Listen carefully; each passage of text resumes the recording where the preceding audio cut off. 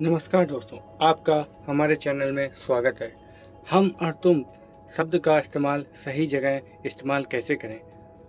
आप कितना भी जानते हो, ज्ञानी हैं, इससे लोग परवाह नहीं करते जब तक वे ये नहीं जानते कि आप उनकी कितनी परवाह करते हैं। ये पंक्ति अमेरिका के 27वें प्रेसिडेंट थियोडोर रूजवेल्ट ने कही है। इस पंक्ति के द्वारा ये बताना चाहते हैं कि लोगों को आपके ज्ञान से अधिक आपके प्रति उनकी कितनी परवाह है वह वो पसंद करते हैं।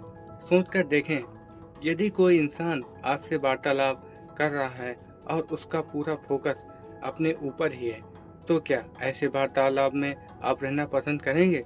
नहीं। मगर यदि वह महत्व देकर आपके बारे में बात कर रहा है तो निश्चित तौर पर आप उसे सुनना पसंद करेंगे।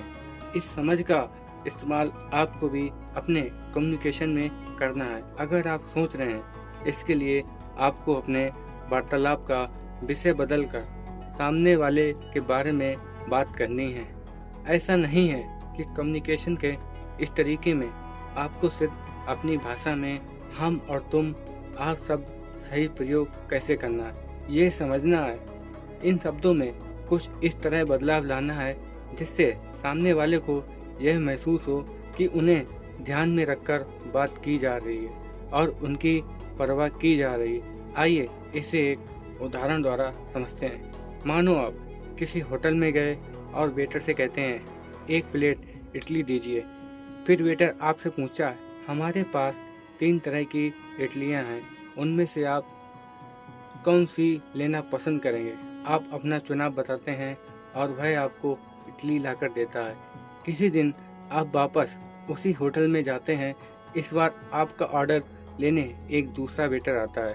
उससे भी आप इडली ही मांगते हैं। वह भी आपसे वही सवाल पूछता है, लेकिन अलग तरीके से। आपके लिए हमारे पास 3 तरह की इडलियां हैं, आप कौन सी लेना चाहोगे? दोनों ने एक ही सवाल पूछे, लेकिन किसकी भाषा में ज़्यादा आदर और देखभाल की झलक दिख रही थी। ये फर्क सूक्ष्म है, फिर भी किसकी भाषा आप ज़्यादा पसंद करेंगे? यकीनन दूसरे वेटर की भाषा आप ज़्यादा पसंद करेंगे। इस बात को एक उदाहरण से समझिए। आप किसी प्रोजेक्ट पर अकेले कार्य कर रहे हैं और कुछ लोगों ने आपकी थोड़ी सी सहायता की है, तो उस प्रोजेक्ट के सफल होने पर आपकी क्या राय रहेगी? क्या आप यह कहेंगे, ये कार्य मेरी मेहनत से पूर्ण हुआ, या ये कहेंगे, ये कार्य हम सबकी मेहनत से पूर्ण हुआ? भले ही पूरा प्रोजेक्ट आपने ही पूर्ण किया हो, लेकिन श्रेय लेते वक्त हम शब्द का इस्तेमाल करके आप जताते हैं कि आप स्वयं केंद्रित इंसान नहीं हैं और बाकी लोगों की परवाह करते हैं। आइए कुछ उदाहरणों से समझते हैं। जब कोई मैं की जगह आप पर जोर देता है तो वार्तालाप में क्या परिवर्तन होता है। मैं वाली सोच, मुझे लगता है कि न्यू डिस्काउंट पॉलिसी आपको पसंद आएगी। तुम वाली सोच, हमें भरोसा है कि आपको हमारी नई डिस्काउंट पॉलिसी जरूर पसंद आएगी। मैं वाली सोच, मुझे ये जानकर खुशी हुई कि आपने हमारी कंपनी का चुनाव किया। तुम वाली सोच, हमें सेवा का अवसर देने के लिए आपका तहे दिल से शुक्रिया। मैं वाली सोच, मैं आपको 20% की छूट दूंगा। तुम वाली सोच, हमारी कंपनी की तरफ से आपको इसमें 20% की छूट मिलेगी।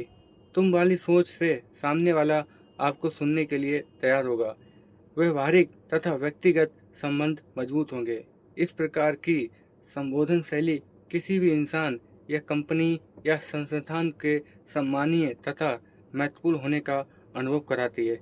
इस शैली के इस्तेमाल से सुनने वाले की दिलचस्पी बनी रहती है और उसका ध्यान वक्ता की तरफ ही रहता है।